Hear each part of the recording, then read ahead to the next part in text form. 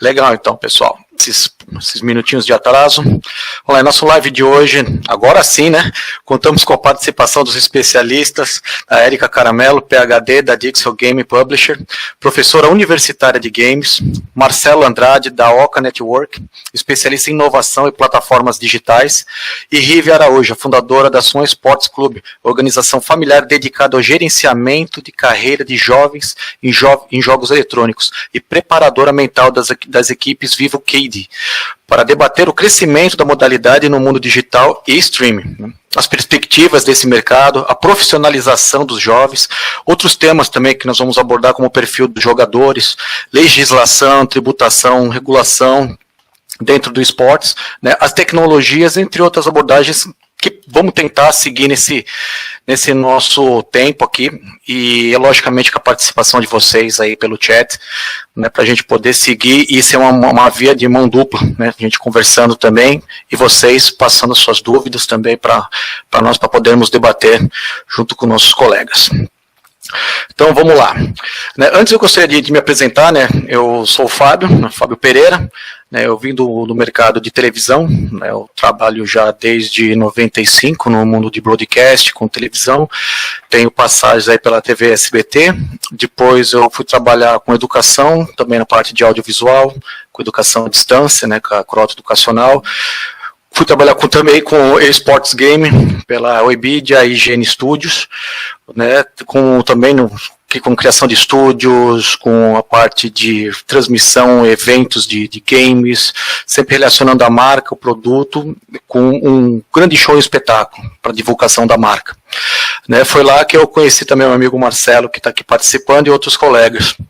E me apaixonei mais ainda, porque eu sou um jogador desde a infância, gosto de um bom videogame, de um bom game, e coincidiu muito com isso, né.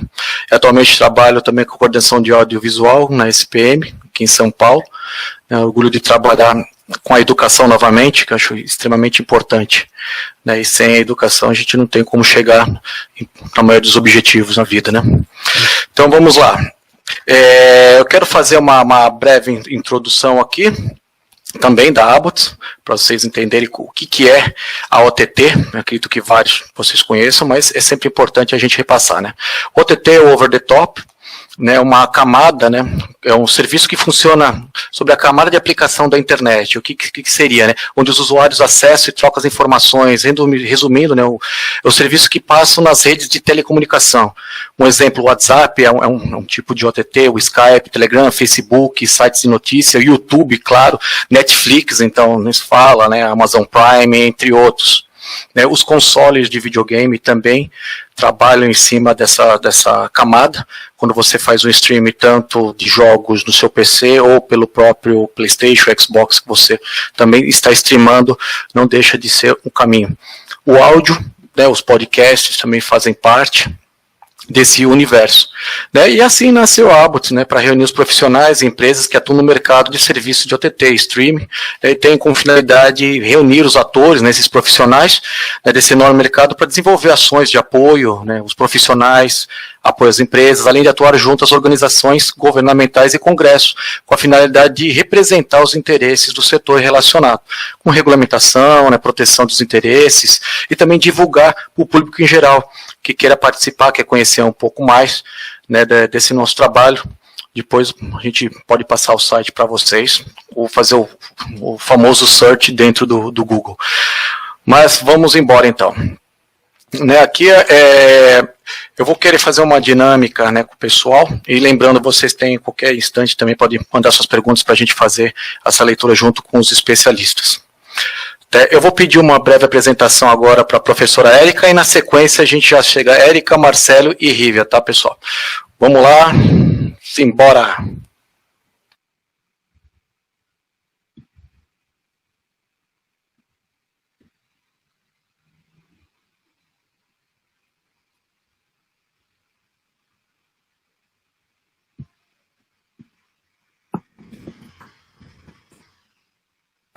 Érica, acho que você está sem áudio.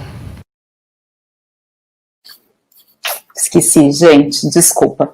Então, antes de tudo, então, agradeço aí o convite, né, da Abbott, Falando um pouquinho sobre a minha pessoa, né, eu sou a Érica Caramelo, eu sou professora universitária nessa área de jogos digitais, já faz 9 anos, né, professora concursada dentro de FATECs, que são as faculdades aqui públicas do Governo do Estado de São Paulo. Trabalho na área de games desde 2006, já tive estúdio, né, durante uns 4, 5 anos, durante esse meio tempo. Mais recentemente fiz um doutorado também nessa área, né, trabalhando com a indústria de games brasileira, principalmente indústria indie, mercado independente de games, né, e esses pequenos estúdios, essa é a minha linha de produção, e também o perfil de profissional, trabalhando com um pouco de perfil de profissional que as próprias faculdades também colocam no mercado. Mais recentemente, exatamente nesse ano de 2020, no meio da pandemia, junto com alguns amigos, nós abrimos a Dixel Game Publisher, né? Então, sou eu como a CMO, né? Cuido do marketing, cuido da comunicação da Dixel Game Publisher, que é focada, uma publisher focada em assuntos de diversidade, em temáticas brasileiras, em estúdios realmente pequenos, independentes, né? E eu trabalho com 2 colegas que também são professores universitários, o Álvaro Gabrielli, que é bem conhecido dentro da área de games também, por questão de trabalhar também, ser professor, trabalhar com editais e tudo mais, e também por ter tido estúdio, e com o Beto Paiva, ele é hoje atualmente um coordenador de um dos cursos que eu atuo, e ele também é professor universitário, trabalha mais com a parte de design e inovação, então os 2 acabam trabalhando um pouco mais com atendimento nesses estúdios, né, dentro desse mercado indie.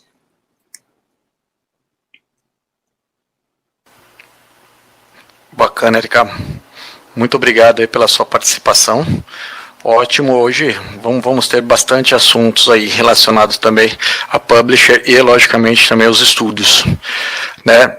Agora eu vou pedir aqui para o Marcelo, né, contar um pouquinho da história e quem é o Marcelo aí nesse mundo do esportes.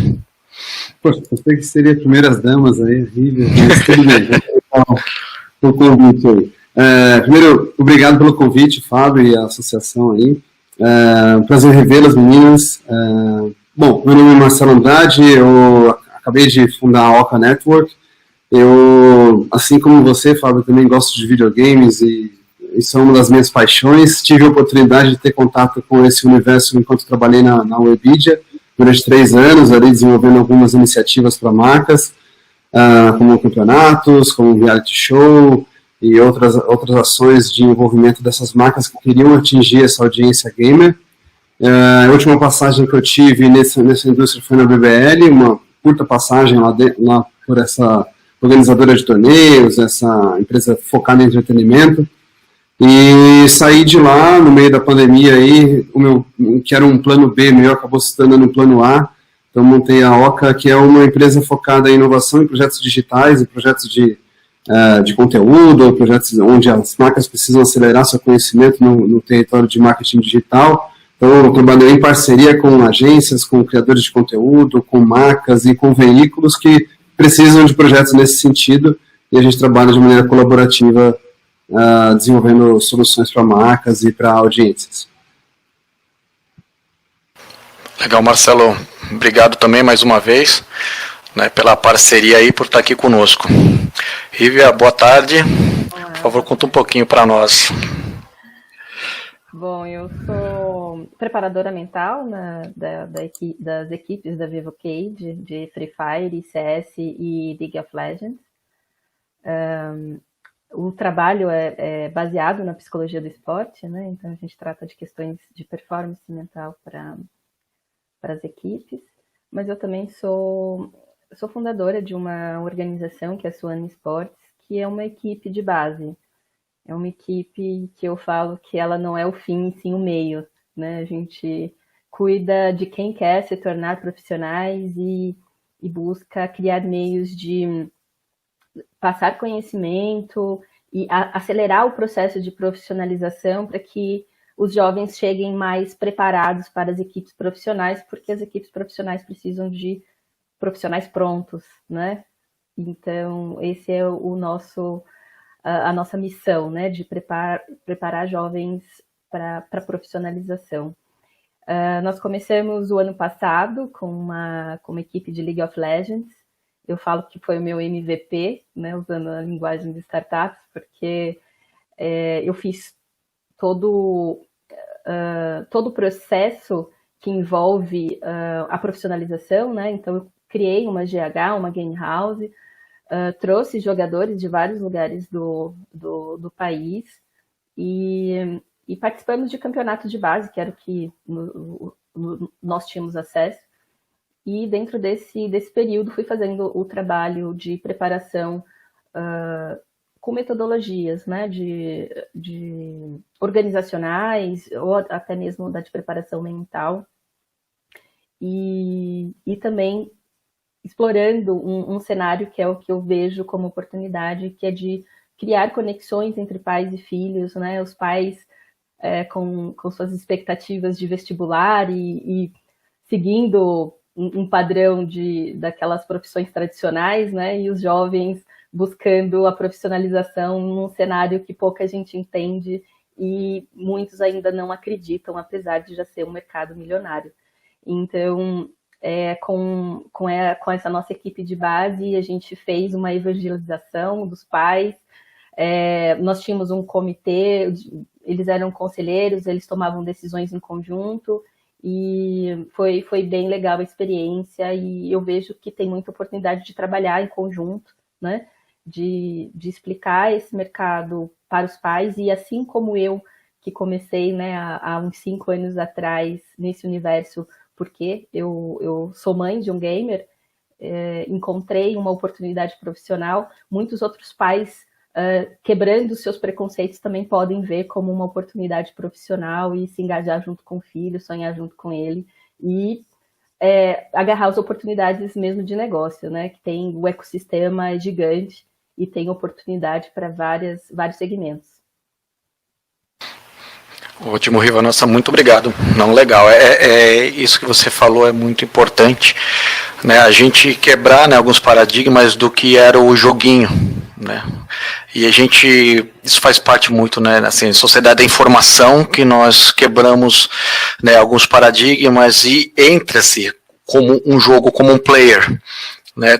E eu gosto de fazer até uma analogia assim, rapidamente, com a questão, até quando a gente assiste um jogo de futebol. A gente está assistindo um jogo de futebol, isso uma referência até aos streamers, né? Quando alguém está assistindo um streamer, mas por que você está assistindo aquele cara jogar e você não está jogando? E no futebol você também não está vendo alguém jogar, está jogando a bola, mas você não está ali interagindo diretamente, né? Então você vê que são algumas coisas que carregam, né, de alguns esportes tradicionais, também entra isso no mundo dos jogos eletrônicos, né? A profissionalização, né? A comercialização com as marcas, né, a exposição, a promoção de marcas, patrocinadores, eventos, todo um trabalho que é feito com esses profissionais, né, com os jogadores, um trabalho, né, de técnico, um trabalho mental com eles para se preparar. Então é algo muito maior, pessoal, muito maior do que a gente imaginar somente uma cena quando corta, aí nós vemos aquelas grandes finais com aquelas arenas e aquele show de luz. Né, nós temos pessoas, jogadores e profissionais que estão ali, né, num desafio.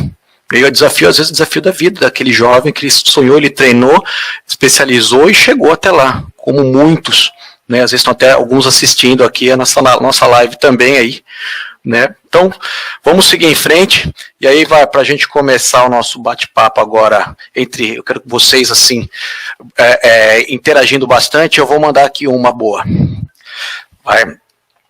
Para a gente chegar num denominador comum, né, eu queria que vocês fizesse um resumo do que é os jogos eletrônicos para vocês, né, os desafios, né, a visão de mercado, né, desde da parte de streaming, a situação atual aqui no Brasil, tanto da parte de jogos, pode colocar um pouco também de como que está a questão de regulamentação, né, se tiver, né, esses dados a respeito de impostos, de custos, eu acho interessante, né, e logicamente as expectativas para esse mercado.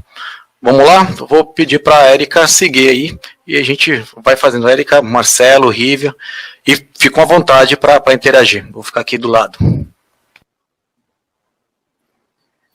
Bem, o mercado de jogos ele está em franca expansão, né? Até o próprio cenário da pandemia, de alguma maneira, também acabou, vamos dizer assim, colaborando nesses aspectos, né? Em função de que as pessoas estão ficando mais tempo em casa, né? Mais tempo em família e tudo mais, confinadas, né? E online. Mas a gente percebe também que vem esse acréscimo, obviamente, né, com a questão do avanço da tecnologia, inclusive nas classes sociais mais baixas. Mas eu acho que a gente ainda tem um grande problema em relação a isso aqui no Brasil, né, porque boa parte da população ainda, digamos assim, não tem acesso a, tipo, uma internet boa. A gente está vendo que sempre, e está dando muito problema também, né, então, por exemplo, para esportes isso impacta sobremaneira, né, então a gente precisa, obviamente, né, tem uma legislação ainda que fica um pouco a desejar em relação a isso, e que obviamente dificulta o nosso trabalho, né, do tipo, se a gente lança um game que é um multiplayer, você precisa ter uma banda boa, você obviamente acaba segmentando demais o teu público, né, claro que hoje a gente tem alguns fenômenos dos Free Fire da vida e tudo mais, né, de grandes jogos assim, multiplayer, que são até inclusive disponibilizados no mobile, que eu acho que é um caminho sem volta, pelo menos nos próximos anos, né, a gente, por mais que a gente considere gamer mesmo, gamer raiz, o cara do console, mas não é bem assim, né, tem muito mais gente jogando com mobile.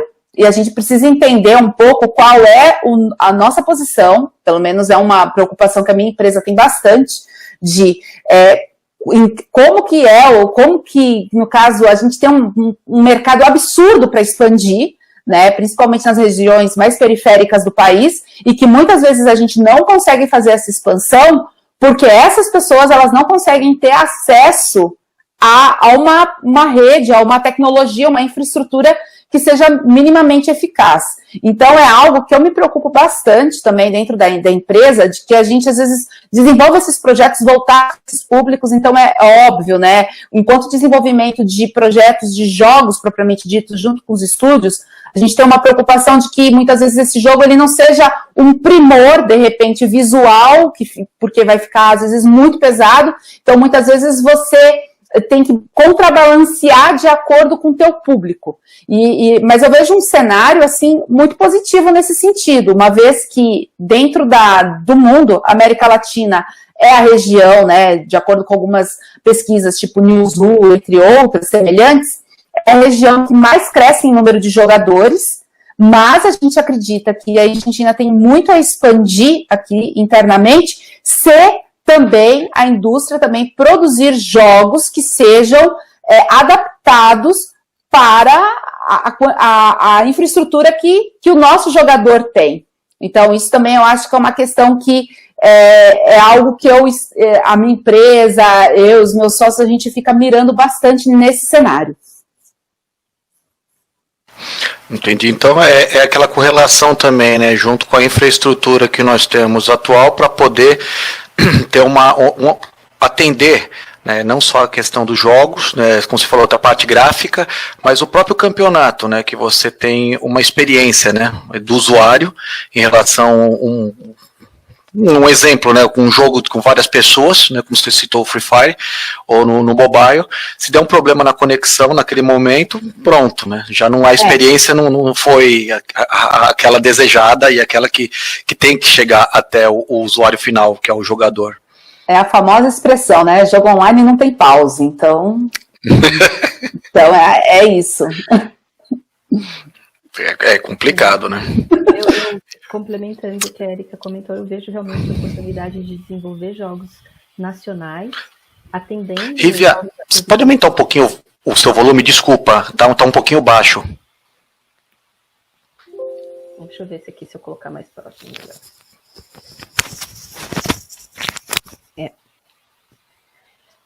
Vamos ver se melhorou? Sim. Tá, melhorou. Isso. Obrigado. Comentando o que a Erika falou, eu vejo também como uma ótima oportunidade para desenvolver jogos nacionais, atendendo o público de acordo com as necessidades e também a infraestrutura que é permitida, né, utilizar hoje. Então, o caminho dos jogos vai num ritmo muito acelerado, que às vezes não dá para fazer um plano pensando quando a infraestrutura chegar, né?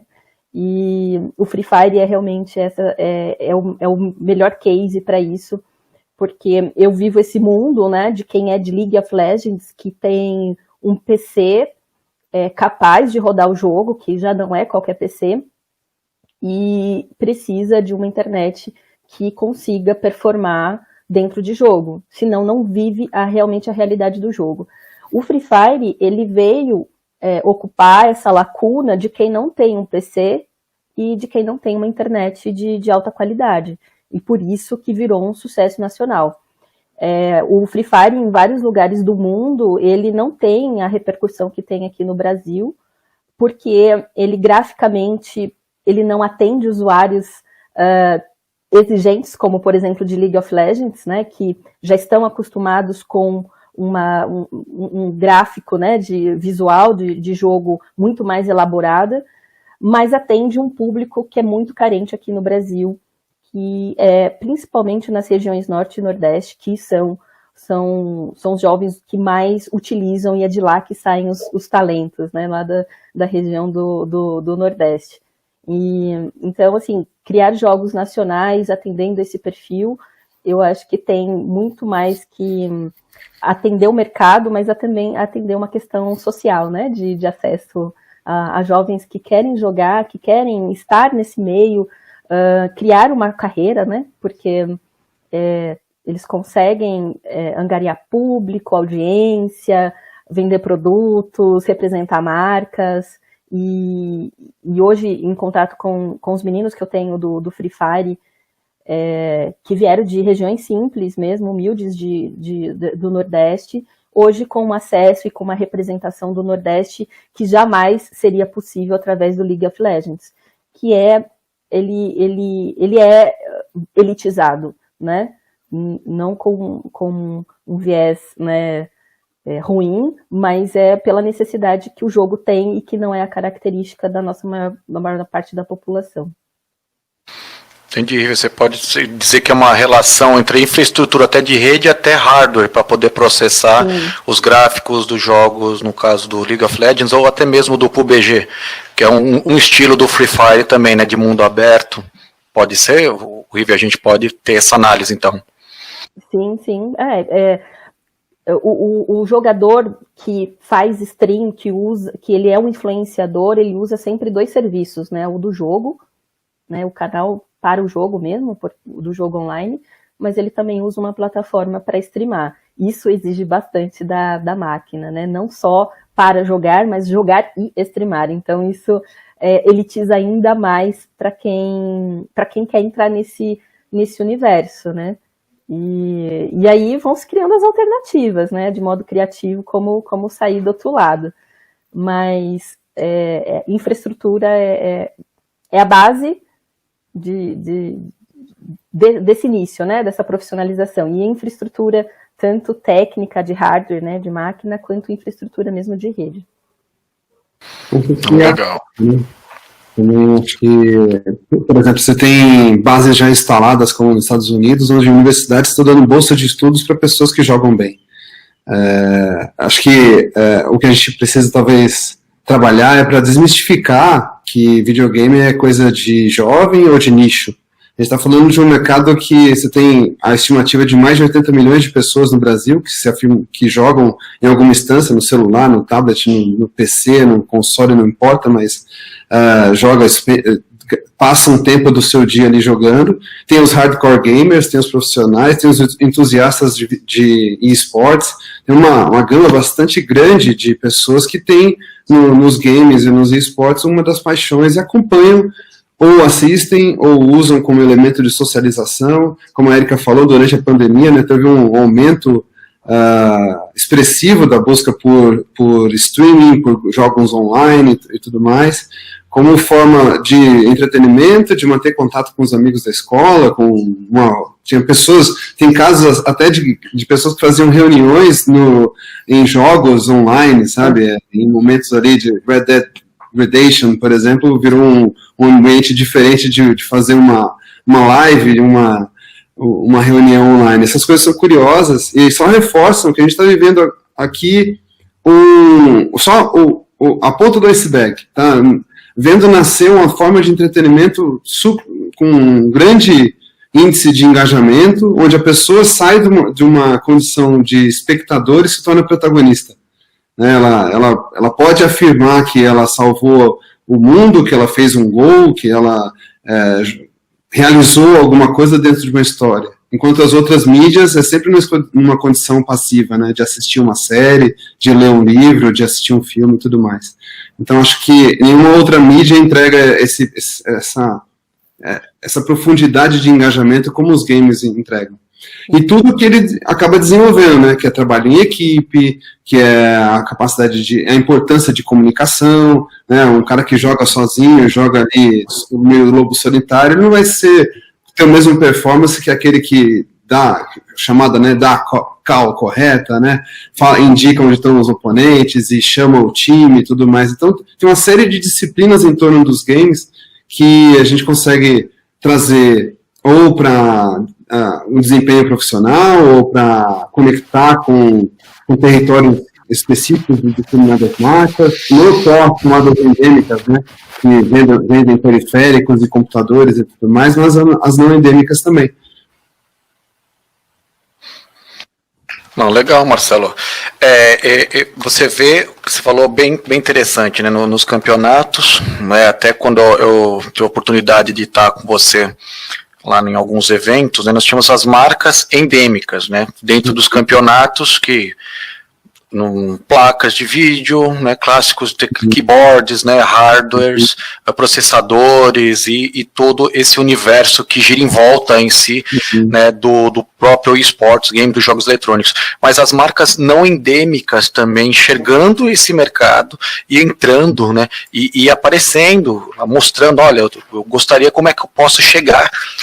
Acredito que seja uma das maiores dúvidas até de como eu posso chegar, como eu posso entrar, né, nesse mercado, para apresentar o meu produto, como que a comunidade gamer vai aceitar que é uma comunidade, né, que ela é ativa, uma comunidade que conhece, sabe o que está falando, né, acompanha, né, ela é fidelizada, e tem que tomar todo esse cuidado até para você chegar e poder apresentar o seu produto e a sua marca dentro desse universo. Eu vou até pedir para vocês fazerem uma rodada também, para falar um pouco sobre isso, Érica, Marcelo e a Rívia também, de como a gente pode apresentar. Rapidamente aqui, o Daniel Gomes, ele colocou também aqui no chat, né, o mercado de jogos é bilionário. Ele bateu o mercado cinematográfico já há alguns anos, e é real. Na verdade, é maior do que o mercado de música e cinema combinados. Então, só para ver, né? Você tem mais de 150, em torno de 150 bi de faturamento no mercado de games. Isso dá mais do que a soma da indústria de música e de cinema combinados. E nós estamos falando... A gente estima que no Brasil a gente tenha cerca de 82 milhões de pessoas que se afirmam gamer. Se você pensar que tem 125 milhões de pessoas conectadas, 2 a cada 3 pessoas que têm acesso à internet jogam em algum momento. Então, isso resgata aquilo que a Érica já puxou aqui, a Rívia reforçou sobre infraestrutura e tudo mais, mas se você verificar os mapas de penetração e tal, vão na mesma linha de onde há internet, há gamers, né, as regiões sudeste e sul são maiores do que norte e nordeste, mas isso não quer dizer que lá não tenham pessoas interessadas e também engajadas. Tem cenas muito importantes aí na região norte e nordeste também, de pessoas que estão ávidas ali por conteúdos e por eventos de games.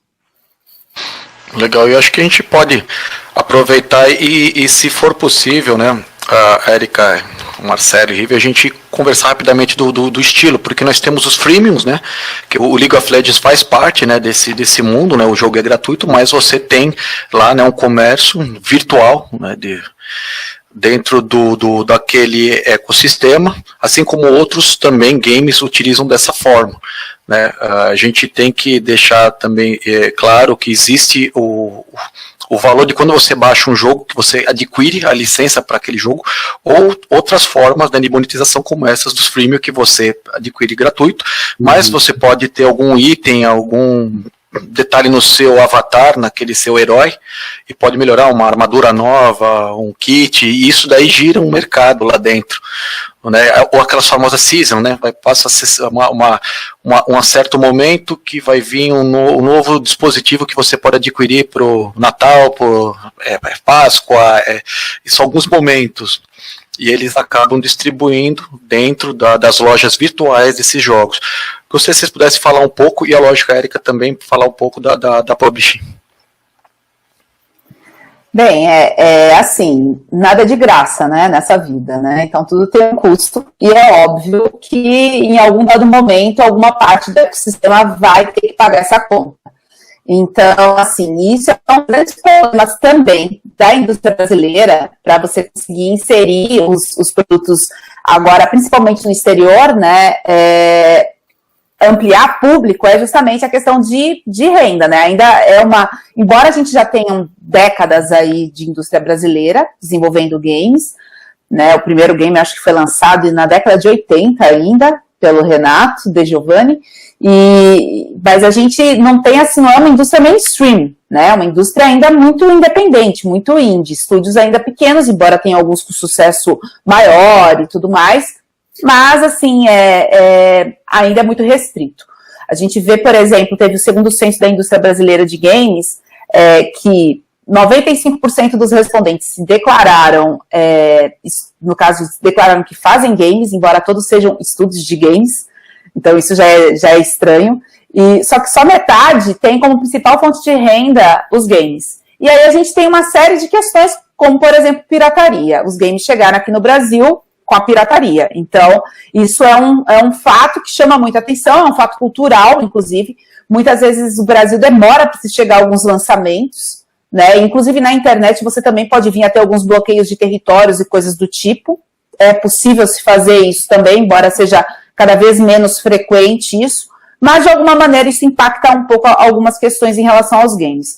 E a própria questão dos estúdios, por exemplo, agora com essa febre dos jogos multiplayer, a conta para você manter um servidor segurando muitos jogadores simultaneamente, ela é muito alta. Então é esse negócio de que nem sempre você tem uma internet que realmente seja boa, né, na ponta para os jogadores, mas muitas vezes também você tem um custo muito alto para você manter jogadores online simultaneamente. Então alguém tem que pagar essa conta. Então se as pessoas também, a gente tem a conta parece que não fecha, né, porque as pessoas aqui no Brasil, a gente está vendo aí filas e filas tentando auxílio emergencial nessa época de pandemia também, então as pessoas não vão, obviamente, priorizar ou necessariamente priorizar a compra de um jogo, né? E até com o aumento a depreciação do real perante o dólar, isso daí também impactou pra caramba, porque boa parte dos lançamentos, eles são baseados em dólares, né? E mesmo que a gente, da indústria brasileira, vá lançar jogos lá fora, que pode se tornar um pouco convidativo em termos de vou ganhar em dólar, para você submeter as plataformas, você também precisa pagar em dólar. Então, às vezes, um valor que seria irrisório, daqui a pouco está batendo 500, 600, até mais, né? A partir desse valor para você subir um jogo.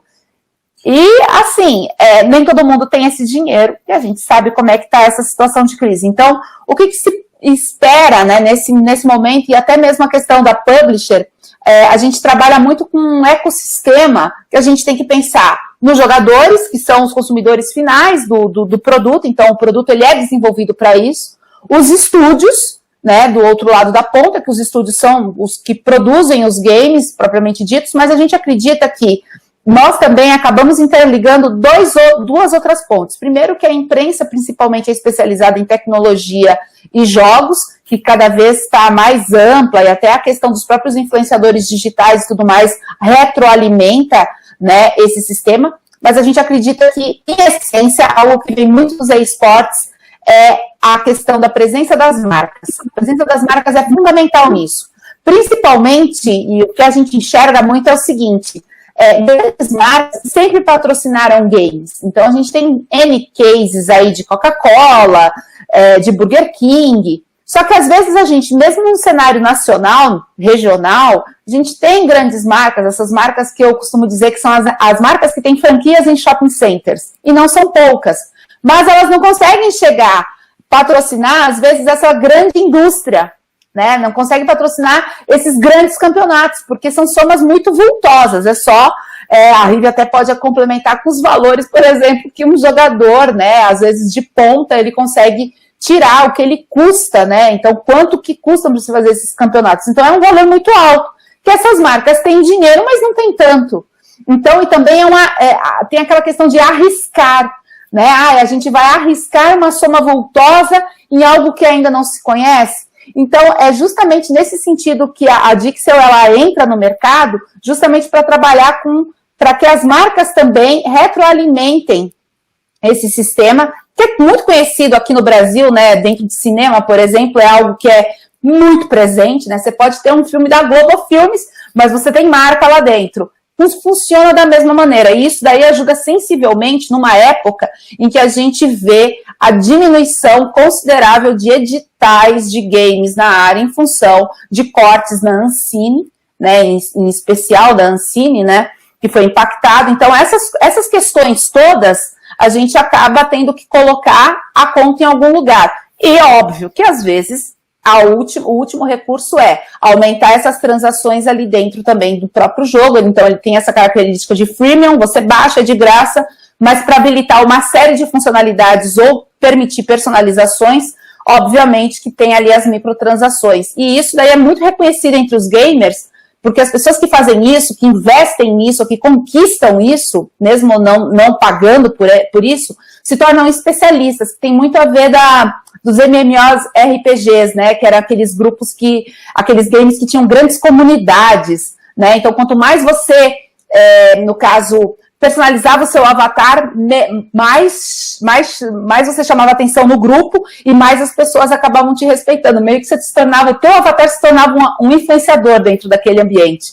Então isso daí continua, e ainda mais agora, que o Marcelo também pegou e falou, todo mundo está online, e tem muita gente utilizando essas questões de personalizações, muitas vezes até para coisas corporativas, para business, para realizar eventos lá dentro, não só umas lives, como a gente já viu no próprio Free Fire e tudo mais, mas, né, no Fortnite, no caso, mas a gente também pode fazer reuniões, eventos, com as pessoas usando avatar. Então, tudo isso é permitido, tudo isso é customizado, e tudo isso, obviamente, de alguma maneira, a gente tem que pensar numa monetização.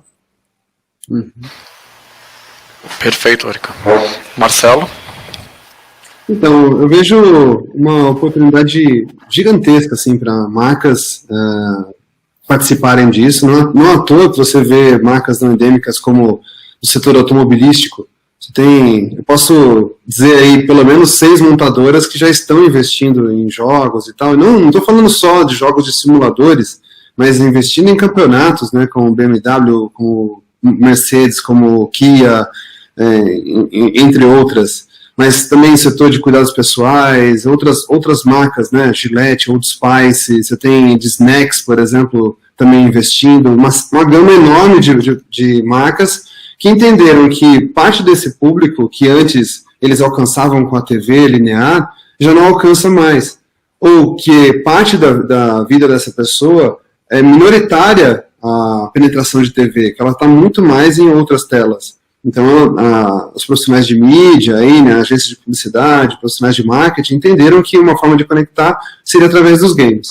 Mas, da mesma forma que essa comunidade gamer é altamente engajada, passa muito tempo em conexão, online e tal, jogando, gasta muito tempo da sua vida, né, da sua semana nessas telas, da mesma forma que ela tem esse nível de engajamento, ela também arredia para o oportunista. Se uma marca simplesmente entra ali de uma forma não natural, não contextualizada, não apoiando de fato a comunidade, uma paixão, ela provavelmente corre um risco de tomar um chamado backlash ali, né, de tiro sair pela culatra, a comunidade gamer não ver daquela forma e criticar aquela marca não pertencer àquele ecossistema. Quer ver uma coisa, por exemplo, que, pegando esse gancho da Erika, né, eu não me lembro de ter visto marcas brasileiras ou marcas atuando no Brasil apoiando desenvolvedores de jogos locais. Tem uma série de iniciativas aqui, tem estúdios fazendo jogos com alta qualidade, sabe, bem roteirizado, bem ilustrado, tem vários brasileiros atuando em estúdios de ponta no exterior, e as marcas ainda não se atentaram, daria para fazer esse movimento e abraçar de fato a comunidade aqui. Mas existem aqueles que são os atalhos, que são pegar carona em grandes torneios, em grandes franquias que já acontecem. Você pega, por exemplo, uma transmissão que aconteceu dentro do Fortnite, que atingiu mais de 12 milhões de pessoas assistindo ao mesmo tempo um show. Aquilo foi um show, que aquilo fazia sentido para a publisher. Uma marca, não adianta, eu acho muito pouco provável uma marca chegar e falar, então eu queria fazer um lançamento de produto aí, faz uma live dentro A Epic não é esse o propósito. O propósito da Epic é aumentar o engajamento, aumentar o tempo de uso dos jogos, as transações, né, em game, ali as microtransações, esse é o business da Epic. O entorno disso é que a marca precisa entender. Então, tem muitas oportunidades, mas também tem algumas armadilhas aí que as marcas precisam ficar atentas, as marcas, agências e tudo mais. Mas, sem dúvida, uma forma de entretenimento diferente e que vem pegando carona, assim, naquilo que já existia no modo tradicional. Não à toa que esse mês foi lançado nos Estados Unidos a VMTV, que é um equivalente a uma MTV, vamos dizer assim, de games. Ele se propõe a transmitir 20 horas de conteúdo por dia. Até então eu não vi nada semelhante no mundo, eu tentei procurar alguma coisa diversificada e tal, e eles estão lá com um conteúdo super jovial, estúdios de primeira, e não é só o altamente competitivo lá, o League of Legends, o Call of Duty, ou Rainbow Six, não é só isso, tem uma série de situações de jogos casuais ali, porque é a sala de entretenimento mesmo. Foi legal ter visto isso ter nascido e estar acompanhando esse momento nesse mundo de entretenimento. Legal, Marcelo. Eu só queria fazer uma observação. O que você vê dentro, por exemplo, a gente conhece a Twitch, né, também, que é muito forte, né, ela é das antigas, né, com essa transmissão de partidas, e tem muitos seguidores com alguns pro players dentro. Você pode fazer uma análise rápida agora? Sim. Da Twitch e esse canal que está entrando? A Twitch ela foi adquirida pela Amazon por 2 bi, se eu não me engano. No momento que ele foi adquirido, um presidente de uma TV por assinatura, não vou comentar aqui qual mas falou que aquilo não era jogo, aquilo não era um esporte de verdade, ele preferia se ater em outros esportes de verdade e tal. E 3 anos depois, essa rede de TV por assinatura transmite esportes.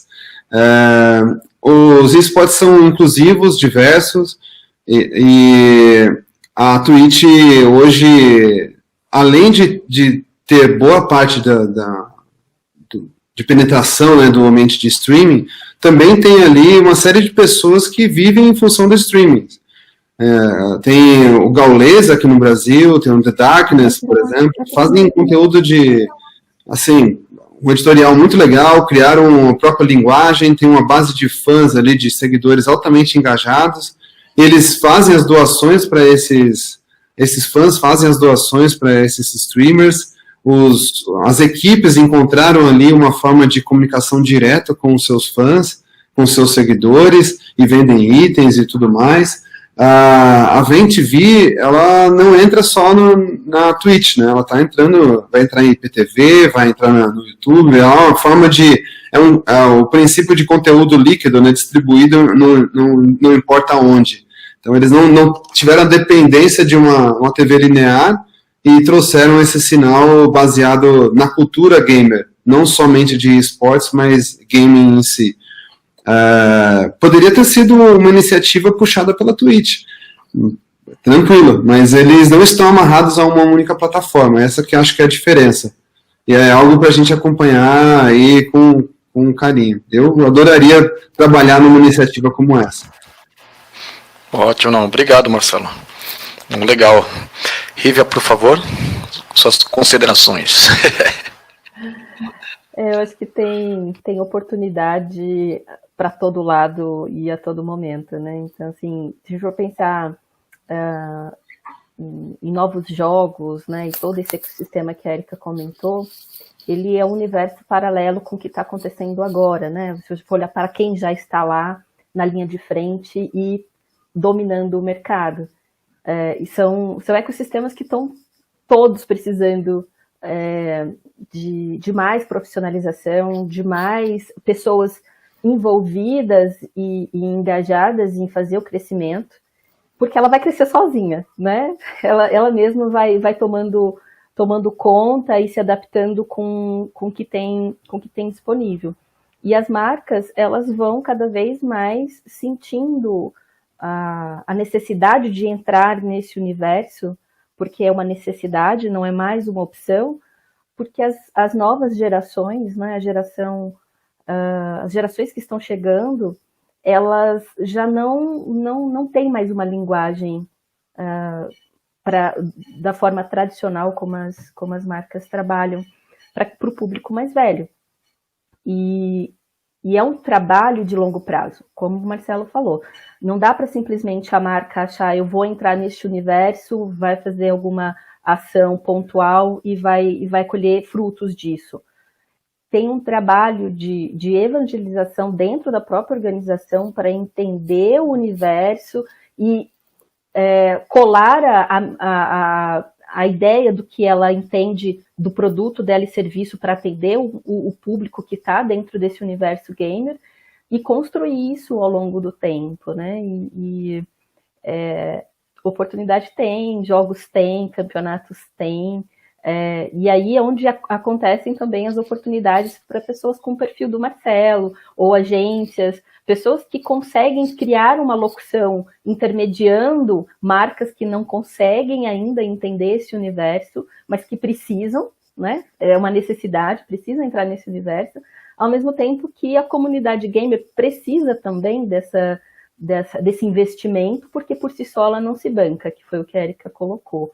Então, tem interesses de todos os lados, tem oportunidade em todos os lados, e a gente tem que estar ligando as pontas, né? Assim como eu vejo a minha oportunidade de estar dentro desse ecossistema, fazendo o acolhimento, né? O acolhimento dos jovens que fazem parte dessa engrenagem e que querem a profissionalização, mas não sabem como. Por quê? Porque não tem conteúdo.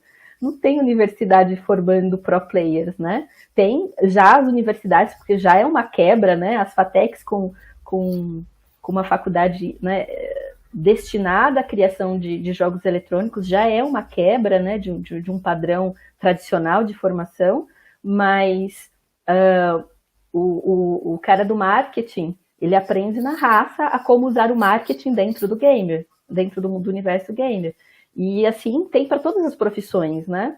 O investidor, eu como CEO, né? Eu sendo uma gestora, estou aprendendo na raça, né? Como fazer a organização funcionar, como ela continuar existindo, visto que nós somos, o nosso público-alvo são equipes, formar equipes de base, logo a gente não está lá na linha de frente nos principais campeonatos, né? E aí como é que a gente faz para se manter dentro desse universo, né? Eu não sou atrativa porque eu não sou de alta audiência, mas eu tenho um potencial de atender uma base da pirâmide que pode ser transformada em oportunidade, porque é por onde todo mundo começa, né? E o que a gente tem como estratégia é trazer também questões locais, né? Então, como é que eu faço para o meu time, a Swan, que está em Osasco, engajar pessoas em Osasco e ter pessoas torcendo pela Swan, mesmo que sejam campeonatos regionais, mas que torçam pela Swan, pela representatividade que ela pode trazer para Osasco, né? Assim como um time de futebol, que tem vários num país, que eles não estão na primeira divisão, mas mesmo assim tem torcedores fervorosos e aonde ele estiver jogando vão torcer, né? Então esse é um pouco do que a gente quer promover no sentido de não estar simplesmente colado nessa dependência da marca, porque são universos paralelos, ecossistemas, os seus micro, né, ecossistemas estão precisando e estão gerando oportunidade. E o que eu posso dizer, assim, para os times de base, tem muito empreendedor, né? Tem muito jovem empreendendo, achando alternativas, criando seus próprios times. Eu como mãe, né, eu sou o peixinho fora d'água, né, assim, porque normalmente as equipes se formam com garotos mesmo, né, eles se juntam, se organizam, cria logo, cria página, e assim eles vão crescendo. E é mais ou menos a história da maioria das equipes hoje profissionais, vem de uma iniciativa empreendedora, né, entre eles. Mas a gente tem a oportunidade de profissionalizar, criar conteúdo, e é mais ou menos nessa minha trilha, né? Legal, Rívia. E eu estou recebendo aqui, né, no chat, eu queria até voltar e pegar, a partir dessas duas perguntas aqui, eu vou passar para vocês, aí deixar com vocês. São duas, aí eu peço que vocês possam responder na sequência, né? Uma aqui é do Alan, né? Alan Uemura, né? Ele é Observatório de Games, né? Vocês acham que o mercado de gamer ainda não chegou ao ponto de igualdade social devido ao valor dos hardwares e softwares? O que torna isso tão caro? Isso e aproveitando, né, o Gabriel Almeida, essa falta de profissionalização do universo gamer não gera um preconceito em investir nesse meio? Esse investir, acredito eu, marcas, né? Podemos fazer esse combinado para ir rodar aí? Vamos lá, Erika. Então, tecnologia sempre foi caro, né? Então, assim, eu me lembro, nossa, estudei há muito tempo atrás, tipo, 2004, fiz um trabalho sobre inclusão digital no Brasil, e que começou muito o trabalho do CDI, Comitê para a Democratização da Internet, e que eles falavam que eles dividiam o pessoal que era das comunidades no Rio e o pessoal do asfalto, que é o pessoal na parte mais cara ali do Rio de Janeiro. Então, o pessoal da parte, né, lá perto da praia, obviamente tinha acesso à internet, e ele queria democratizar, e ele tinha um problema seríssimo, porque não tinha equipamento, já começava por aí. Segundo, que a internet também naquela época, né, modem, ficava fazendo barulhinho e tudo mais, então, né, sempre teve esses tropeços. Lembro também aqui no Brasil a questão do Second Life. Second Life eu acho que também foi um bom divisor de águas em relação a isso, porque precisava de um computador muito bom para rodar aquele monte de 3D, né, e uma internet idem. Então, assim, ele acabou se segmentando pra caramba, né, numa classe social elevada. Por quê? Porque as pessoas não conseguiam jogar aquilo ali, né, não tinha como acessar. Então, sim, sempre foi. A indústria de tecnologia prioriza isso, né, então sempre tendo lançamentos, a questão da obsolescência, né, programada também e tudo mais. Eles fazem isso, vocês estão vendo que estão sendo extremamente criticados, né? A gente viu o caso lá dos iPhones com as baterias que estufavam, né? Para fazer assim, do tipo, vamos lá, troca seu iPhone porque não está mais funcionando, né? Então, essas coisas todas que vai para tribunal, lá pelas tantas, né? As marcas e tudo mais. De alguma maneira, você tem, isso é marketing das marcas de tecnologia que trabalham com isso. E óbvio que elas não estão pensando nas regiões mais periféricas do mundo, inclusive aqui no Brasil, que tem uma desigualdade social absurda. Então, o que acontece? A gente precisa entender o seguinte: hoje, o grande mercado de games também está de olho, por exemplo, na nossa audiência. Eu tive a oportunidade, junto com a Dixel, de participar de um evento internacional que foi online, que foi o GD Carnival, uma espécie de GDC online, né? Agora vai ter a propriamente dita, mas eles fizeram um mix disso daí antes, né, e a gente conversou com gente da Ucrânia, gente de Portugal, do México, de Punta del Este, a gente conversou com gente de tanto lugar, e eles querendo, muita gente, Portugal, por exemplo, querendo muito investir aqui no Brasil. Por quê? Porque como que eles vão ampliar a base de jogadores deles? Sabe? Como que eles vão ampliar a audiência? Não tem como, porque é muito pequeno o país. Né? E aqui tem esse potencial. O problema é que a gente tem esses impedimentos aí, né, de acesso mesmo. Então, óbvio que quando a gente está dentro desse mercado aqui no Brasil, a gente precisa ter um olhar para as nossas necessidades, porque a gente não deixa de realizar as coisas, mas existem formas, porque senão não propicia. Foi o que a Rívia estava falando sobre a questão de trabalhar com a base, né, dos jogadores, porque a gente só fica vendo as estrelas, né, mas a gente não vê essas questões de base. E isso daí é uma coisa extremamente importante, assim.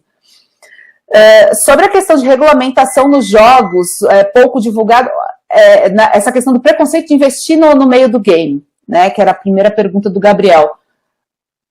Olha, mercado publicitário, eu sou formada em publicidade e propaganda, o mercado publicitário nunca se preparou para a tecnologia. Se eu vou sendo muito sincera, eu já trabalhei bastante em agência, e às vezes, assim, se você não tivesse agências focadas em social media, focadas em conteúdos digitais, em marketing digital, fora desse grande circuito, poucas pessoas prestavam atenção. Por quê? Porque a televisão sempre era o que dava muita audiência. De 2015 para cá, a audiência da televisão ficou em segundo lugar e foi superada pelos conteúdos on demand, ou seja, a internet se tornou relevante. E a gente vê também que tem muito essa questão cultural, novamente, né? Essa questão cultural das pessoas gostam de assistir TV aqui no Brasil, e eu acho que alguns canais, né, algumas plataformas como o Twitch, eu acho que tem tudo a ver, e isso explica um pouco o fenômeno também que a gente tem da quantidade de seguidores e influenciadores digitais. Então, olha como a gente retroalimenta um sistema interessante também. Por quê? Porque a gente tem um hábito de assistir. Então, por exemplo, eu vejo os meus sobrinhos muito mais consumindo influenciadores digitais, conhecendo todo mundo dentro de uma BGS, do que jogando. Eles não gastam tanto tempo jogando. Um gosta mais de fazer jogo, o outro é o louco dos influenciadores, assim. Conhecia todo mundo lá que estava dentro da BGS, da última BGS. Então, assim, para ver, eu acho que é importante que a gente fique acompanhando também esse perfil, né? E esse hábito de ficar assistindo TV também, que ele é o meu sobrinho mais velho, vem muito da família, né? Vem muito, é uma tradição nossa ainda aqui no Brasil. Então, essas coisas eu acho que, assim, ainda se precisa conhecer um pouco mais, mas também é o tipo de coisa, o que vale de fórmula lá para fora, para aqui para o Brasil não vale. Então, vem um monte de material dos Estados Unidos, mas aqui no Brasil, a internet, a conexão cai, o que você vai dizer? Né? Então, assim, é muito complicado, a gente tem um outro cenário, e por isso que eu acho que é muito promissor a gente trabalhar nessa área aqui no Brasil. Por quê? Porque tem que ter o nosso jeitinho, senão a gente não consegue sequer estar nessa área.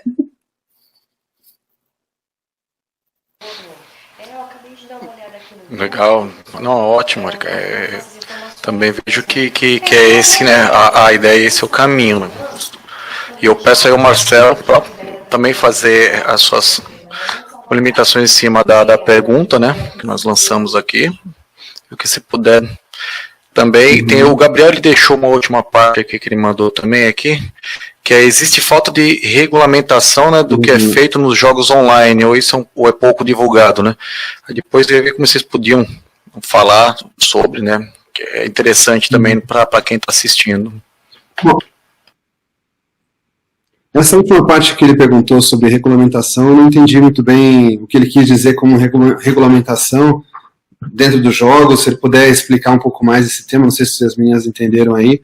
Bom, falando sobre hardware e software, no Brasil, durante muito tempo, teve uma cultura de protecionismo da indústria brasileira e tudo mais, as taxas de impostos eram muito altas, teve essa questão também de pirataria aqui, que afugentou fabricantes e publishers aí, porque a falta de acesso e como era muito caro, as pessoas acabavam optando por jogos pirata.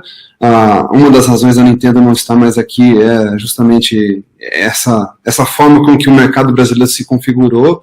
Se houver incentivo aos estúdios nacionais, às empresas trazerem o desenvolvimento para cá, isso certamente é uma forma de estímulo do setor. Eu acho que falta um pouco talvez, de interesse político, industrial, de trazer isso para cá, para tornar mais acessível.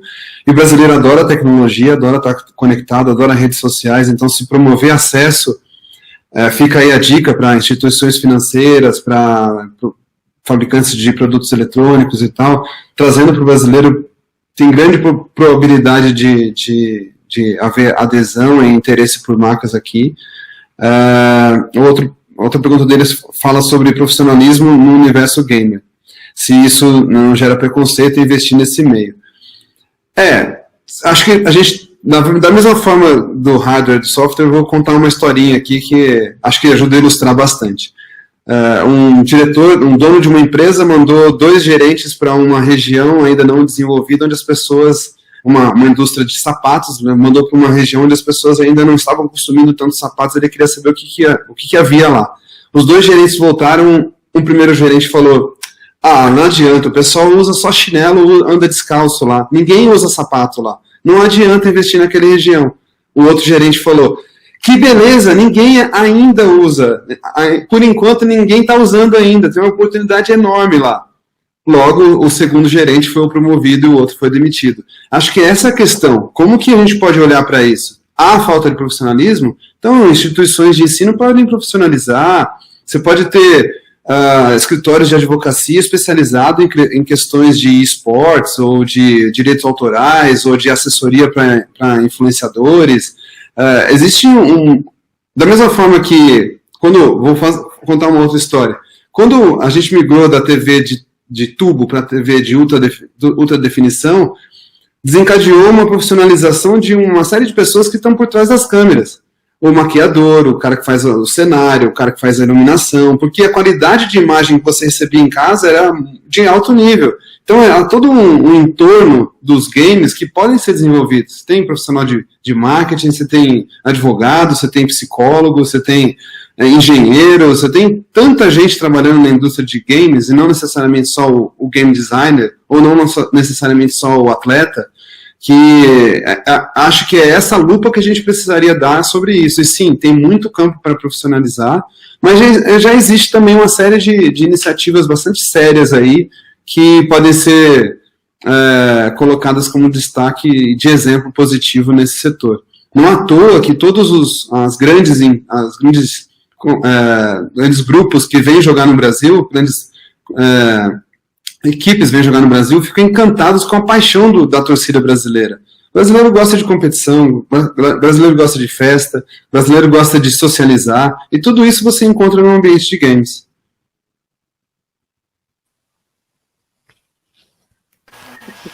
Sim. Posso até dar um exemplo de profissionalização, que é o movimento que a Riot está fazendo aqui no Brasil com o sistema de franquia, né? Então, o próximo campeonato brasileiro, para a Riot, isso, em 2021, o jogo, né, o League of Legends, vai trabalhar no sistema de franquia, que é, vamos dizer assim, a Série A, né, das equipes aqui no Brasil.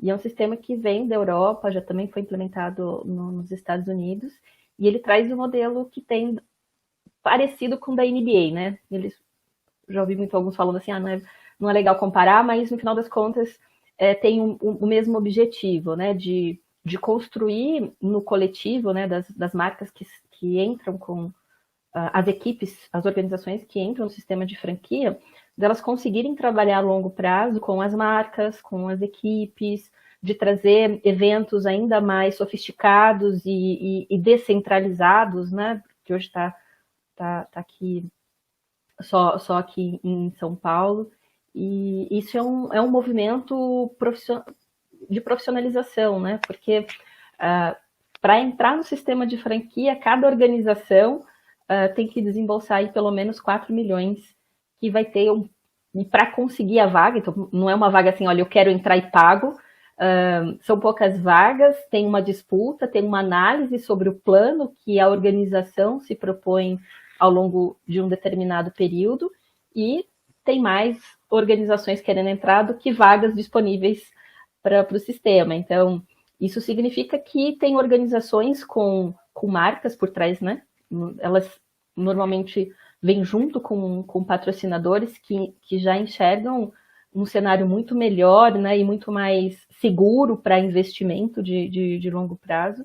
E eu acho que isso é uma tendência. O CS também já é bem elitizado, com campeonatos mundiais muito, muito estruturados, e eu acho que tem como fazer ainda mais com outros jogos que já estão engajados nas comunidades gamers aqui no Brasil, e é um movimento muito dinâmico, né? Então, a qualquer momento pode ser lançado um jogo lá na Ásia que cola muito com a necessidade aqui do Brasil e ganha força de uma hora para outra e vai mudando a dinâmica, né? E o Free Fire, eu gosto muito desse exemplo porque ele foi um tiro num lugar que saiu no outro e deu super certo. Então, tem demanda, né?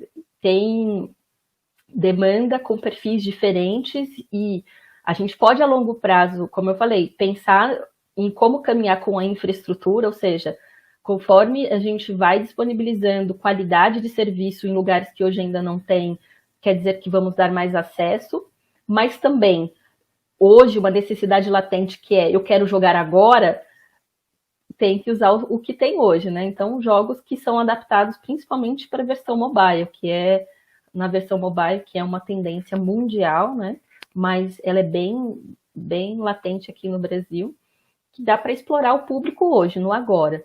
Não só para jogar, mas também, como a Erika falou, para consumir conteúdo, né? Então, não precisa de uma internet de alta velocidade para consumir conteúdo no YouTube, no Twitch. Então, tem muito ainda ao que explorar. E minha visão é sempre muito, muito otimista, né? Tem muito por fazer, muita coisa por fazer. Cada um tem que mirar no seu, abraçar e fazer com excelência, com amor, com paixão, que eu falo para o meu público, para os jovens, né? Abracem, façam com excelência, que tem muito ainda o que explorar, né? Daqui a pouco a gente já está na velha guarda, apesar de estar falando de assuntos inovadores, a gente está entrando na velha guarda e essa juventude daqui 10 anos é quem vai estar liderando aí as novas frentes, e eles precisam estar com essa cabeça aberta e preparados, né, para assumir a liderança dessas frentes.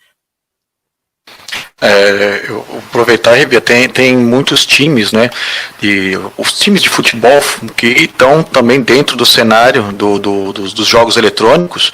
Eu acho importante se puder falar também, e você, Marcela, Erika, também, se quiserem participar também, por favor, fica à vontade, que nós temos aí, né, Flamengo, né, Santos, aí chegando também, vários times fortes, e com uma equipe aí, um pessoal pro player, né, e participando ponto a ponto, né? Uma disputa acirrada, né? Sim. O Flamengo já é também um case de profissionalização no sentido não especificamente do jogo, da performance de quem está jogando, de quem está na ponta, mas de um projeto que visa a migração de torcedores, não só os jogadores do futebol para o esportes, né? Então, eles têm o projeto do Flamengo, eles querem ser a maior torcida organizada dentro do esportes. É uma oportunidade, porque não tem hoje essa frente, né? E pela paixão que os jogadores, que os brasileiros têm com relação ao futebol, cola muito, porque tem audiência, né? E agora, por exemplo, no momento de pandemia, quem estava acostumado a ir ao estádio está torcendo, pode torcer pela internet, e está criando essas representações emblemáticas, né? Então é o Flamengo, é o Santos, e isso por si só já traz a audiência do futebol, né? E esse último split teve esse clássico, né? Flamengo e Santos. O Santos chegou no split agora. O Flamengo ele vem numa crescente, sempre está entre os melhores, participando das finais do CBLOL, né? Inclusive esqueci de comentar, né, porque às vezes tem pessoas que não estão no dia a dia, mas o Flamengo e o Santos participam do campeonato do CBLOL, né, que é de League of Legends. Tem outras frentes também, outros jogos, mas esse é o mais forte. E nesse final de semana teve o clássico, né, o Flamengo contra o Santos. O Santos ganhou a partida, mas por conta da tabela entrou no jogo já fora das semifinais, né, sem a oportunidade de entrar para os playoffs, mas tirou o Flamengo. Então, no chat, né, ao vivo, lá já vem nos estádios são as cantorias, né, aquelas organizadas. Já no chat já tem as frases, caiu na rede é peixe, né, então já tem realmente as piadinhas, os memes que eles vão fazendo, né, dos clássicos. E eu acho que isso é uma tendência. Apesar de entrar num sistema de franquia que vai deixar restrito o acesso, né? Eu não sei quais são outros times que estão disputando uma vaga para o sistema de franquia, mas de cara teríamos essa aí, o Flamengo concorrendo a essa vaga de franquia, o Santos provavelmente, mas tem a oportunidade de criar esses clássicos em outros jogos, né? Em outras modalidades. No Free Fire tem o Grêmio também. Counter-Strike. No Counter-Strike, isso mesmo. Então, eu acho que é uma tendência no FIFA, né? Eu acho que no FIFA também tem algumas... A gente viu isso, acontecer isso no exterior também, né? Você vê o Paris Saint-Germain, tem time, Schalke 04, Valência, enfim, vários times do esporte tradicional viram também uma oportunidade de rejuvenescimento de base. Além do que, muitos jogadores nas concentrações ali, eles acabam jogando também videogame, né? Você vê o Neymar é um dos investidores da Fúria. Você tem Marquinhos, o meio campo do Palmeiras, que fugiu o nome agora também, joga. Os atletas também têm esse hobby, né? Então, acho que acaba sendo natural e é uma tendência também que eu vejo. Você tem outras equipes no Brasil que eu sei que também tem iniciativas como o Vasco, o Cruzeiro, o Remo teve uma iniciativa assim também, o Corinthians, né, com Free Fire, enfim, acho que muitos vão experimentar e entender o modelo que pode ser por franquia, pode ser por de naming rights, ou pode ser mesmo de associação com uma equipe já estabelecida. Vai que aparece aí um São Paulo, um Palmeiras para se associar a Swan, sei lá. Tô colocando aí, né, dando a dica. Isso é legal, né? Estamos vivendo assim a transmídia, literalmente, né? Nós temos aí nítido, né? Pontualmente, né? Saímos da teoria e temos na prática a transmídia ocorrendo. Então engaja todo aquele público que está lá, um exemplo no futebol, e carrega isso até, né, no ambiente, no ecossistema dos jogos eletrônicos. Eu acho isso incrível. E aí, a gente vê como aconteceu nesse final de semana. Tem uma pergunta do ali, que ele fala sobre segurança jurídica, de investir na carreira. Legal, do Gabriel, né?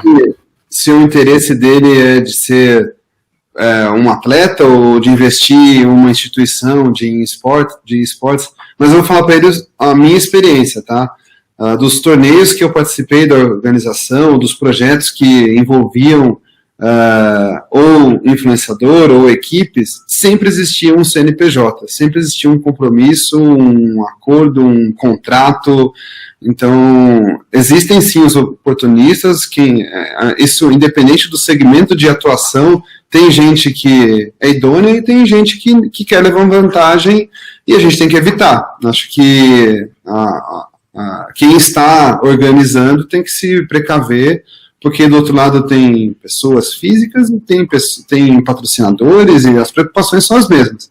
Acho que é nessa linha que, da minha parte, eu sempre me preocupei de uma relação transparente e responsável, firmada em contrato para promover algo profissional. Eu até tenho algumas coisas para acrescentar em relação a isso, que ele estava perguntando sobre se não parecia um pouco assim, não profissionalizado ainda e tal. Na realidade, profissionalizado já é, mas, obviamente, que se avança e legislação acompanha isso também. A gente vê hoje aqui no Brasil muitas discussões em relação à legislação. Então, por exemplo, começando da base de jogos mesmo, a gente tem um problema seríssimo aqui no Brasil, que é a questão de tributação dos jogos. Os jogos são considerados jogos de azar, que são proibidos aqui no Brasil. Logo, tem uma alta taxa, considerada um vício, logo tem uma alta taxa de impostos, que está em torno de 72%. Então, o preço final do jogo, 72% é imposto. E isso aí quebra as pernas de todo um ecossistema que a gente tenta manter. E isso é muito complicado. Em relação a essas questões, por exemplo, como microtransações online e tudo mais, a partir do momento em que tem um monte de gente comprando algo de uma plataforma, eles vão querer taxar. A gente está vendo aí o governo falando sobre questões agora, em época de pandemia, taxar comércio eletrônico. Se der algum bom, o governo vai querer, de alguma maneira, se aproveitar e ali, digamos, eles só vão regulamentar, mas de alguma maneira eles vão tentar pegar e tirar um percentual para eles, e isso daí acaba onerando bastante, né? A gente viu a própria questão da Netflix aqui no Brasil, né, quando chegou assim, um preço, né, tipo, como se fosse moeda externa e moeda interna, tipo $15, R$15 e tal, e aí é óbvio que você está concorrendo com TV por assinatura, que tem uma alta taxação também de impostos ali, e que as telecoms meio que dominavam essa área, e aí você vê a TV aberta, que os donos basicamente são, né, as concessões políticas, né, são concessões públicas que são políticos que geralmente conseguem isso. Então aí você vê uma questão de quem tem dinheiro, as telecoms, mais os políticos e a nova economia, aí ela chega para derrubar, né, então do tipo, não vamos mais gastar o nosso pacotinho de dados na ligação do celular, porque a gente tem um WhatsApp. É óbvio que as telecoms não gostaram disso, é óbvio que pressionaram os políticos, e os políticos, né, começam de alguma maneira, vamos então limitar a banda de internet no celular. E isso daí impacta o quê? Quem joga, por exemplo, né? A pessoa que está lá jogando seu Free Fire no seu celular, e obviamente a internet já não é aquelas coisas, a Anatel regulamenta do tipo, você pode entregar, você tem que entregar 10% da velocidade que você compra, o que já acho um absurdo, né? Não sei se eles mudaram essa legislação agora recentemente, mas era isso, os contratos, e aí é caro isso, entrega 10% e ainda tem um limite. Então, assim, a gente vê algumas coisas que são muito complicadas. Microtransação agora é uma das coisas que está em voga, eu já vi num congresso científico no ano passado, sobre estudos no Brasil e em outros países no mundo sobre a questão da microtransação, como que iria se pagar essa conta aí, porque também o governo, obviamente, não vai querer do tipo, você tem lá 70% fica com o desenvolvedor, 30% do preço do jogo, por exemplo, fica com a Store. Mas eles já querem inverter essa lógica também, né, do tipo, vamos querer pegar um pedacinho aqui também. E a gente vê algumas coisas assim, o que é importante é que, a partir do momento em que você tem uma série de atores dentro dessa indústria, e celebridades aqui no Brasil é essencial, porque querendo ou não, a gente tem essa cultura televisiva, e essas pessoas, esses jogadores de futebol, por exemplo, esses grandes times, obviamente, acabam fazendo uma legislação, né, em cima disso, só que a gente precisa estar um pouco atento, porque até semana passada eu estava participando de um curso que era sobre questão de direitos autorais, essas questões de propriedade intelectual nos jogos e tudo mais, e um dos dias teve um rapaz que é um jogador profissional, e ele estava falando que ele desconhecia que a Lei Pelé, por exemplo, funcionasse para o pessoal de esportes.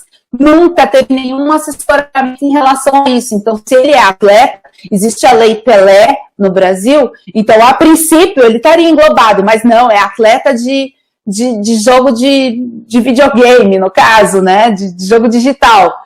Então aí não é tão atleta assim. Então, algumas coisas que a sociedade também, de alguma maneira, vai se ajeitando. E hoje a gente já percebe que existem, inclusive, escritórios, né, que estão se especializando nessas questões extremamente específicas aí. Então, vou trabalhar com atleta e vou trabalhar com atleta de esporte, vou trabalhar com propriedade intelectual de jogo. Então, essas coisas todas a gente está vendo que aqui, sim, a partir do momento que você tem uma demanda absurda, né, da população para jogar e só cresce, óbvio que isso daí o mercado também acompanha. Ótimo, Érica. Não, isso eu acredito que conforme existe essa conscientização maior, nós tivemos mais pessoas, mais voz, né? Essa questão de leis e regulamentação vai começar a construir. Foi interessante você citar essa da Lei Pelé, né? Não funciona no caso para esportes. Para jogador, né, digital não existe. nesse momento, então tem alguma coisa tramitando, não para ser tão, né, a gente entrar tão, né, a gente pode depois ter uma outra live, mas existe alguma lei já trabalhando em cima dos jogadores, né, não digo não na parte da soft house, mas e sim com os jogadores. Riva, por favor, Érica, né, e Marcelo. Sim, tem uma discussão no Senado sobre a regulamentação trabalhista, né? Então, é uma questão trabalhista mesmo, de como fazer de forma adequada a remuneração e garantir os direitos dos atletas, né?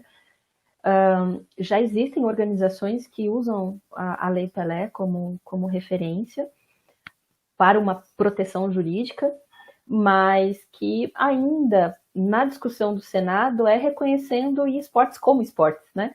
Então, esportes é esporte? Né? Se sim, a Lei Pelé vale, né? E quais seriam as adequações dessa lei, da Lei Pelé, levando em conta as características específicas do cenário, né? Essa discussão, ela nasceu sem o envolvimento das organizações que são as que atualmente contratam. Então, houve um revés lá de quando iniciou a discussão, com quem deveria discutir, e estavam fazendo audiências sem convocar pessoas que estão no meio, contratando e colocando as questões também com uma perspectiva empresarial, né? Olha, ok, precisamos olhar os dois lados, né? A questão empresarial e a questão também trabalhista de proteção ao trabalhador. Mas ainda não tem nada formatado e endossado assim, em termos de lei. Mas a recomendação é usar a Lei Pelé enquanto se discute qualquer outro caminho. E aí tem organizações que já usam e tem organizações que usam o caminho como prestação de serviço, né? Então tem jogadores que têm seu próprio CNPJ e fazem a tramitação de CNPJ para CNPJ. Se é adequado ou não, aí entra muito justamente na abertura que se tem para discutir o assunto, né? Entendi. Eu tinha lido que existiu uma PEC de 2017 que reduzia de 72% para 9% o IPI sobre jogos e consoles fabricados no Brasil e tal, seguindo semelhante ao que existe nos Estados Unidos, mas eu não tive informação se isso chegou a ser votado ou debatido e tal, mas existia essa PEC em trânsito em Brasília. O que aconteceu, acho que no início desse ano, o governo reduziu alíquotas de 20% a 50% para 16% a 40%, mas ainda assim é muito alto.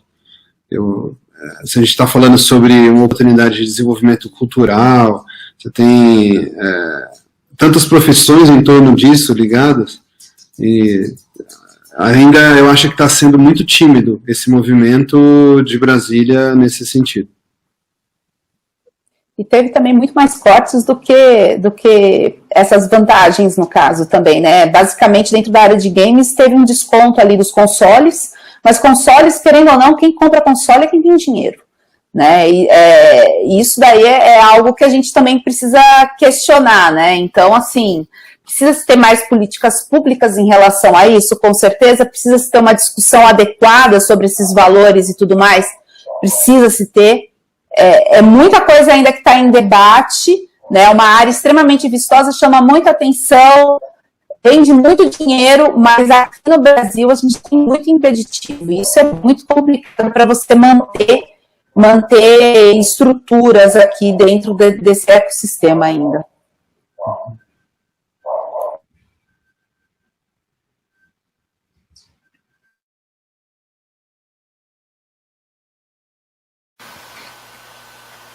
Oi, teve um pequeno problema aqui na transmissão. Legal, eu queria também aqui aproveitar vocês aqui para a gente falar um pouco sobre a expectativa, né? Para a gente já entrar um bloco para encerrar. Está bem legal o nosso bate-papo, né? Estamos aqui já e rendendo e mais material chegando aqui no nosso chat. Mas voltando, as expectativas, né, são de vocês, né, aqui para o Brasil, né, tanto para os jogadores, né, também uma visão dos desenvolvedores, aqui pensando em termos Brasil, nossa realidade, as expectativas, vamos imaginar 20, 21, 22, por 5 anos, vamos fazer uma brincadeira aqui, vamos pensar para os próximos 5 anos, né? Eu sei que é difícil isso, é muito tempo, mas eu acho que é legal a gente fazer esse exercício aqui, aproveitar vocês que estão aí no mercado, são especialistas, que a gente pode imaginar os próximos 5 anos nos jogos eletrônicos, desde campeonato, a criação, os desenvolvedores, a profissionalização, não só também dos pro players, mas esses profissionais que desenvolvem, que criam, os roteiristas, né, os animadores 3D, o pessoal também que está por trás no back-office, é uma profissão, administrador de empresa que está lá administrando uma software house, né, o pessoal do jurídico, que dá todo esse respaldo. Tá ok? Podemos, Arika? Olha, 5 anos é muito tempo, né? Porque a gente não sabe nem como é que vai ser depois da pandemia, se é que vai ter um depois da pandemia também, né? Então, assim, na expectativa da vacina, que é o tipo de coisa, assim, por exemplo, arenas de esporte, você não tem mais como colocar o povo ali, né? Então, assim, isso foi um impacto absurdo, né, dentro da área de eventos, dentro disso daí, dos esportes. Então, é complicado, tá, Fábio? Você tá querendo que a gente tá mais fácil o número da Mega Sena, só queria dizer isso. Você viu, né? Essa foi proposital aqui, viu? Essa foi a atualização aí, que a gente consegue ir, hein? Então, mas assim, o que eu vejo vai ter cada vez mais pessoas online.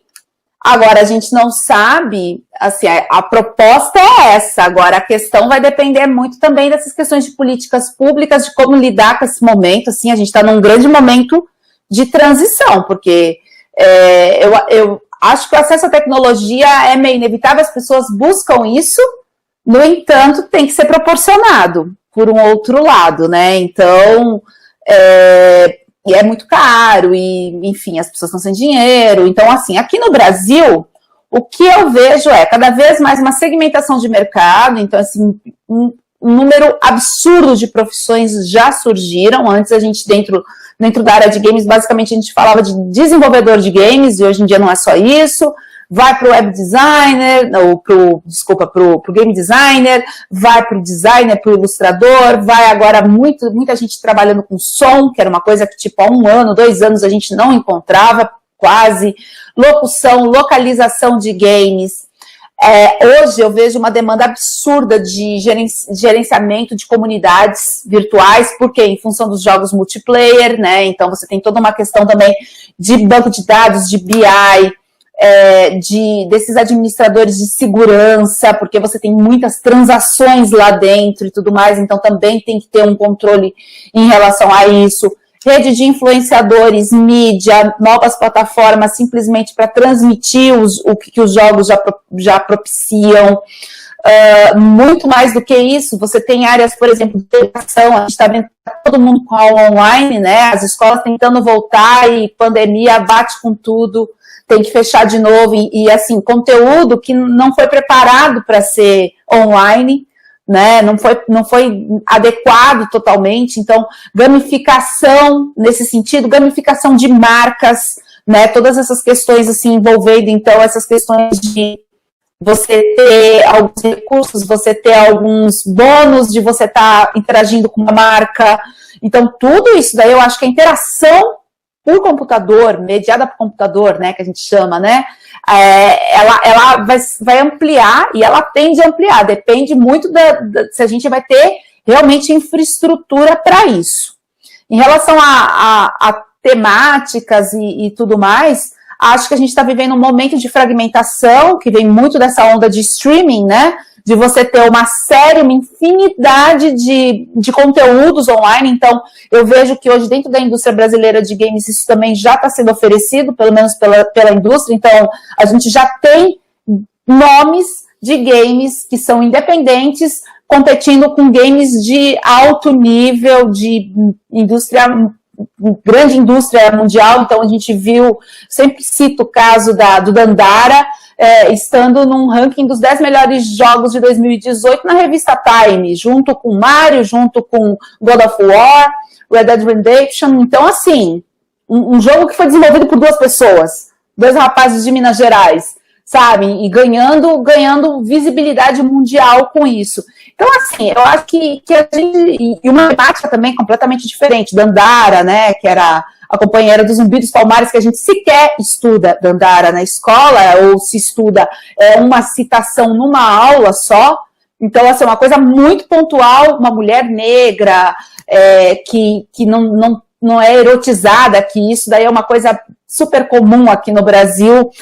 Personagens brasileiras, a gente vê a Laura de Street Fighter, né, com uma alta erotização e tal, tem muita essa associação aqui com brasileira, e a gente vê rompendo completamente tudo isso. Então, assim, eu acho que tem uma infinidade de oportunidades dentro da área de games, mas é uma questão do tipo, é uma área do tipo assim, tudo é novo, a gente está aprendendo e fazendo junto, com os erros e acertos a gente vai progredindo. Mas já tem aí um bom tempo aí já de mercado também, já tem muita gente aí que já tem 1, 2 décadas de mercado, então é uma coisa assim, e sempre tem novidade. Então é difícil ter essa bola do que vai ser amanhã, mas acho que o cenário é positivo. Obrigado, Érica. É um exercício de futurologia, né? Marcelo, pode ajudar a gente com a bola de cristal? Eu não tenho essa bola também, gostaria de ter, mas eu sou suspeito para falar, porque além da OCA, eu também estou participando de um outro projeto onde eu sou sócio aí, focado no segmento de games, e espero lançar em breve um produto voltado para esse segmento. Eu acho que tem uma coisa bastante emblemática das marcas mais valiosas do mundo, as 5 mais valiosas, tem a Apple, Google, Microsoft, Amazon e Facebook. As 5 marcas mais valiosas do mundo investem no segmento de games. Isso, para mim, é bastante emblemático. Elas estão erradas? Eu acho que não. Então, você vai ver aí o Stadia, que é um movimento do Google nesse sentido. Você tem a Amazon, agora, além de ter a Amazon Prime Video, tem a Amazon Music e agora a Amazon Gaming. Você tem a Apple também investindo mais nesse segmento. Se existe ponto de concentração, acho que hoje as marcas de consumo, mesmo plataformas de mídia, disputam pelo tempo das pessoas. Se existe tempo da pessoa investindo em um determinado ponto de entretenimento, um ponto de convergência ali, que são os games, há oportunidade de desenvolvimento. Eu acho que a gente só está vendo o começo disso. Não posso te afirmar o que vem lá na frente, mas com 5G chegando, não vai chegar tão rápido aqui, a gente sabe, mas eu pude experimentar a tecnologia 5G numa demonstração que a Ericsson fez, e é incrível a taxa de conexão. Não é a evolução do 4G para 5, eu diria que da linha de escada para 4G, a diferença. É como se fosse você ligar e receber um sinal sem delay de um rádio, de uma TV, é incomparável. Isso, para uma série de segmentos de mercado, tem um impacto muito grande, na medicina, engenharia e tudo mais, e para o game não vai ser diferente. Tá bom, isso não vai chegar de maneira rápida no Brasil, a gente sabe, mas é um caminho sem volta. Demorou para chegar aqui iPhone, demorou para chegar o próprio 4G, a gente tem aí problemas de conexão, mas chega, em um determinado momento vai chegar, porque há interesse não só político, mas também na indústria, de que isso chegue para uma população latente, interessada, né, em consumir entretenimento e tecnologia. Então, eu acho que é um mercado, sim, para se ver com bons olhos, para quem quer trabalhar nesse mercado ou para quem quer investir nesse mercado. Ótimo, isso é bom, Marcelo, porque a gente imagina já que por isso que, os 5 anos, a gente fala até chegar, vir o 5G, né, ter alta disponibilidade do 5G, né, para não ficar virando, vai 5G, 4G, né, lembra, terá 4G, 3G ou outro G que tivesse no meio do caminho para baixo, né, então estamos bem nos 5 anos. Rívia, por favor, e você, suas considerações, expectativas? Eu sou meio suspeita para falar, né? Eu tenho uma visão super otimista, até por eu estar com esse público, né? Com meu público que, como eu falei há um tempo atrás para vocês, meu público antes era a partir dos 16, 17, e hoje tem uma molecada muito mais nova consumindo e empreendendo e a gente não está sabendo. Então, eles fazem parte dessa engrenagem. Então, se eles consomem, se eles empreendem, eles fortalecem. E o que eu vejo é assim, eles são flexíveis, são dinâmicos, eles vão se adaptar aos problemas, às dificuldades. Então, não dá para dizer o que vai acontecer em 5 anos, justamente porque há muita inovação, criatividade e adaptabilidade. Né? Eu que venho da área de TI, de projetos, né? Que antigamente você fazia aqueles projetos no modelo waterfall, né? Planeja tudo, faz todas, vê quanto que você vai gastar, um dia você começa, 2 anos você termina, não tem mais, nem os projetos de TI tem mais, né? Você vai trabalhando no modelo Scrum, mas é a realidade, né? Você vai se adaptando de forma dinâmica ao que está sendo demandado. Lógico que a gente tem que perseguir algum lugar, né? A gente persegue a infraestrutura adequada, a diversidade, plataformas que sejam mais adequadas em termos de linguagem, de representação, mas enquanto a gente não chega lá, a gente vai consumindo o que tem, do jeito que está, e eles consomem, né? Então, por isso eu vejo que sim, a tendência é crescer, não só pelo fato de consumir como entretenimento e como profissionalização, que essa é a tendência, né? De cada vez mais ter uma legislação e uma regulamentação para que seja feito de uma determinada forma, o que for adequado para um ou para outro, né? Político ou política, enfim.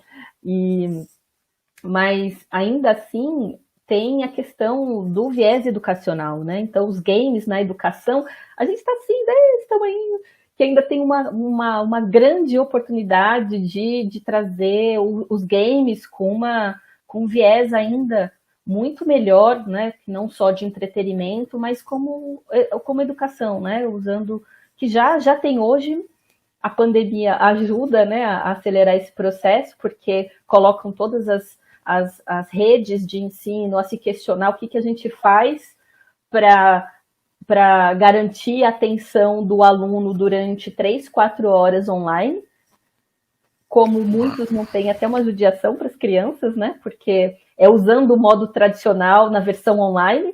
Então, tem a oportunidade da inovação, que é como gamificar, como entreter e ensinar ao mesmo tempo. Game é realmente um bom caminho para isso.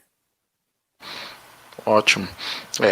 A questão da gamificação é muito utilizada, né, também no ambiente do EAD, para poder reter a atenção ali do aluno, ele participar, ele engajar, ele ter uma interatividade, não ficar só numa posição de absorver aquela informação, e se estiver absorvendo, né, às vezes com 1, 2, 3, 4 horas, né, só ouvindo, tem uma hora, por mais que o assunto é interessante, também acaba você não tendo uma pedra ali no meio do caminho, um desvio, né. Mas legal, é isso aí, pessoal. Eu agradeço muito o tempo de vocês, né, esse bate-papo maravilhoso, foi muito legal, bem esclarecedor, né, agradeço o pessoal aí do chat, o pessoal que está aí participando, que também, de uma forma ou outra, colocou as suas dúvidas, né, e também querendo saber um pouco mais desse universo. Tá, Érica, muito obrigado. Marcelo, Rívia, também obrigado. Agradecer esse espaço aqui também junto a Aberts, o pessoal que participou, o Williams, né, que o nosso grande Williams aí fazendo esse papel de sponsor, né, agradecer o presidente Alexandre Brito, aí da Aberts, e deixar também aqui o recadinho que o meu amigo Williams passou, que a próxima live da Aberts vai ser áudio digital, desafios e oportunidades, né? Os especialistas convidados da Aberts, né, vão debater o atual cenário do mercado de áudio no digital, as emissoras de rádio na era da internet e aplicativos, as playlists de música e o crescimento dos podcasts, além de produção de conteúdo e monetização e as métricas de audiência e impacto. Vai ser no dia 25 de agosto, às 17 horas. Vai ser bem bacana também. É isso aí. Desejo aí para vocês aí um ótimo restante de semana e sucesso aí para todos. Muito obrigado. Valeu. Tchau, gente. Obrigado pelo convite. Tchau, pessoal.